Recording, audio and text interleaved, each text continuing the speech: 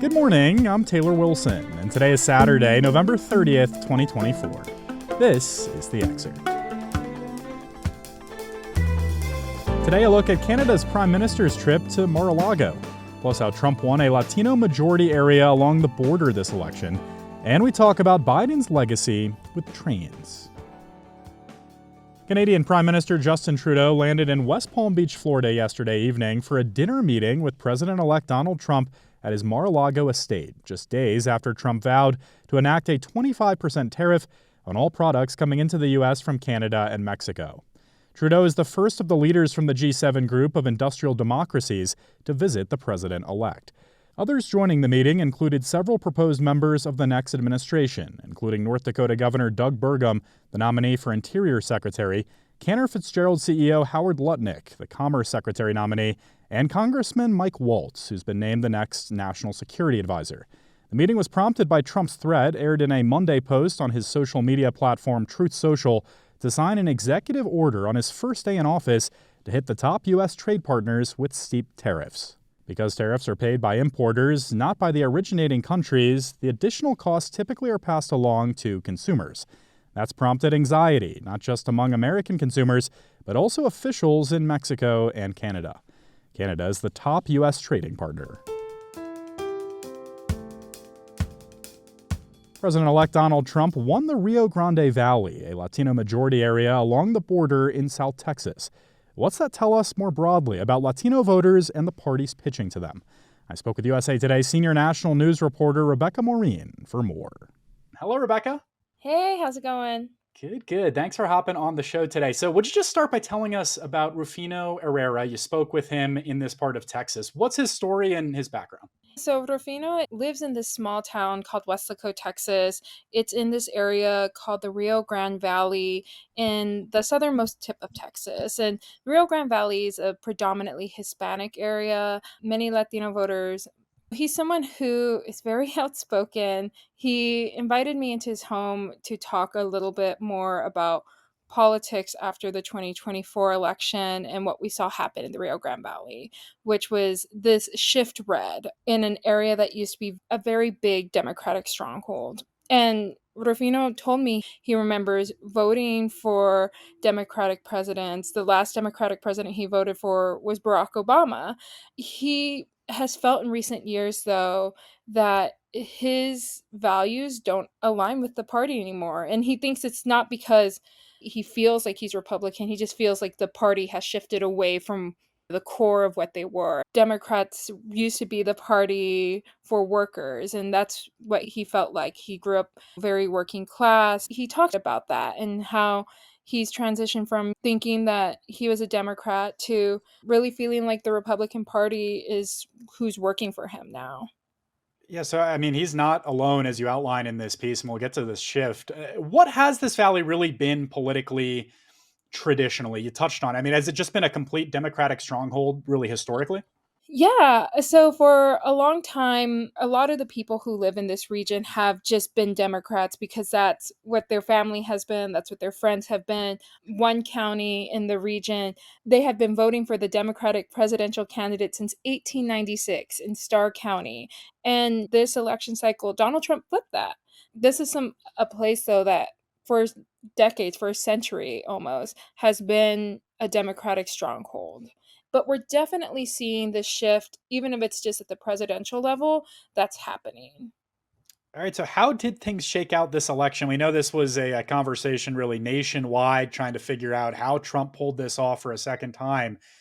What happened in this part of Texas?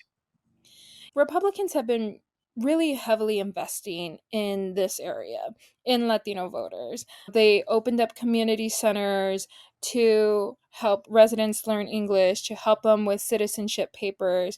We hadn't seen Republicans do this type of outreach previously. So that's why we saw in the 2022 midterms, we saw a House seat flip in that region from Democrat to Republican. You've touched on this, but in terms of the issues, I mean, we talked about Rufino at the top, some of the things that he cares about.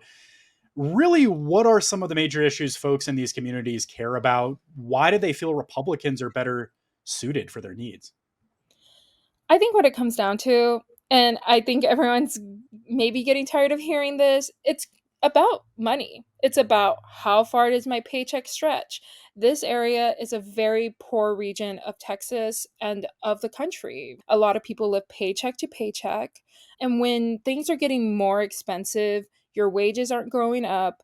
I know I spoke to several people who were like, even just things that you don't think about, like car insurance, for example.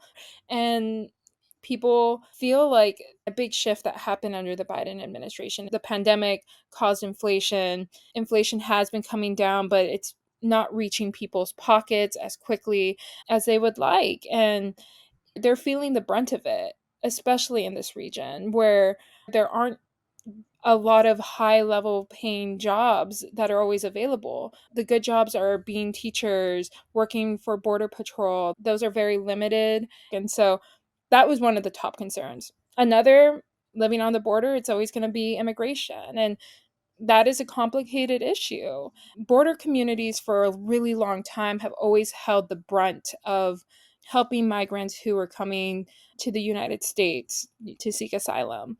And for a long time, communities could handle that. But I think the sentiments are changing. The Rio Grande Valley, a lot of people are generations removed from the immigration process. Some who know people who are recent immigrants, or maybe even know people who are undocumented, don't believe that the people that they love or care about fall under the umbrella of who Donald Trump has been talking about when he talks about recent immigrants coming to the country. There's also concerns with the amount of people coming. They said that there's an increase of violence, of cartels trying to come, and people are concerned about human trafficking. And so that's another issue that Donald Trump really was able to hone in on during his candidacy and his campaign that really resonated with some of the residents down there. It's an eye-opening piece. I implore the listeners to go check out the full version with a link in today's show notes. Rebecca Morin is a senior national news reporter with USA Today. Thanks, Rebecca. Thank you. As Amtrak Joe leaves the White House, a huge part of President Biden's legacy runs on America's train tracks. I spoke with USA Today national correspondent Trevor Hughes for more. Hi there, Trevor. Hey, good to be here. Good to have you as always. So, interesting legacy here when it comes to rail. What is President Joe Biden's background really with trains, and what did he do while in office? What are some of the train projects underway in part thanks to him? It's easy to forget when we look at the president today that he was a young, vigorous man quite a long time ago and rode Amtrak back and forth from his home in Delaware to his seat in Congress in the Senate, back and forth every day to spend time with his family. And in fact, his nickname was Amtrak Joe. And so the president has pushed for rail all of his career. And now that he was in the White House, he got Congress to pass a ton of funding for rail, expansion of passenger rail, improvements to bridges and to tracks and to underpasses and overpasses and tunnels, really trying to transform in part how Americans travel around this country. You do write that Biden's legacy on freight trains is more complicated, Trevor. How so? Rail workers are subject to sort of a policy that the president and Congress can actually ban them from striking because they're considered so valuable to the American economy. And so that's actually what happened a couple of years ago. And rail workers really never forgot that. They were very frustrated. They felt that the freight companies, which were making quite a bit of money, were not treating the workers well, were being unsafe, were extracting huge profits at the cost of safety from those workers. And so a lot of these workers wanted to strike, and the president intervened and told them that they were not allowed to strike. They ultimately got a contract with these rail workers that provided things like paid sick time and more consistent schedules. But a lot of rail workers never forgot that he intervened in that case. All right. So as for the incoming president, Trevor, where does Trump stand on rail? Have we heard from him a lot on this issue? We have not heard a lot. Now, of course, this is a guy who flies in private jets, flies in helicopters, loves his limousines. So he is not Amtrak Joe, as it were. But at the same time, during his first administration, President Trump often talked about our railroads and our airports, when he says he travels internationally to see what other countries have done. And he felt in some ways ashamed that we had not kept up. And so I think this is going to be a interesting time because a lot of the funding that came out from the Biden administration could be canceled by Trump potentially. A lot of Republicans are pretty hostile to passenger rail. And again, freight companies have spent billions of dollars of their own money on improvements. So there's this conversation about who should be spending money on rail travel in America. Well, you mentioned other Republicans. Trump, obviously not just the only player here. We know Republicans will have full control in Congress. What's the expectation there? I mean, do we have any sense on where kind of Republicans stand writ large on Capitol Hill?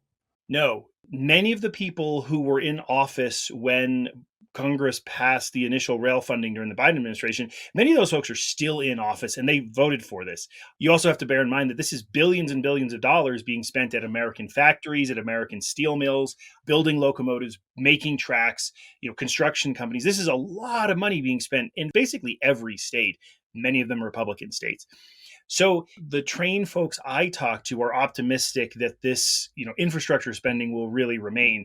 But that being said, one of the first things during the Trump administration that they did was cancel funding for a high-speed rail network in California. Biden then immediately put it back when he came into office. So there's a question as to whether or not President Trump, when he takes office, would again try to remove that federal funding. All right, interesting stuff. Trevor Hughes is a national correspondent with USA Today. Thanks as always, Trevor.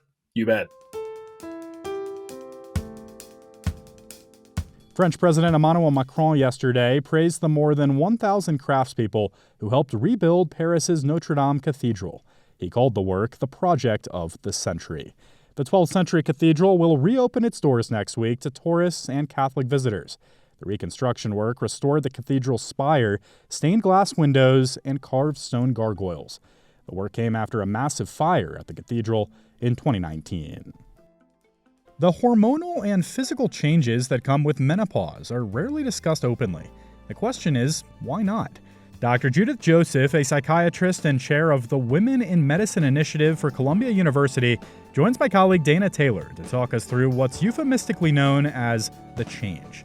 You can find that episode right here beginning at 5 a.m. Eastern Time tomorrow morning. Thanks for listening to The Excerpt. You can get the podcast wherever you get your pods. And if you're on a smart speaker, just ask for The Excerpt. Dana Taylor will be in for the Sunday edition tomorrow, and I'll be back Monday with more of The Excerpt from USA Today.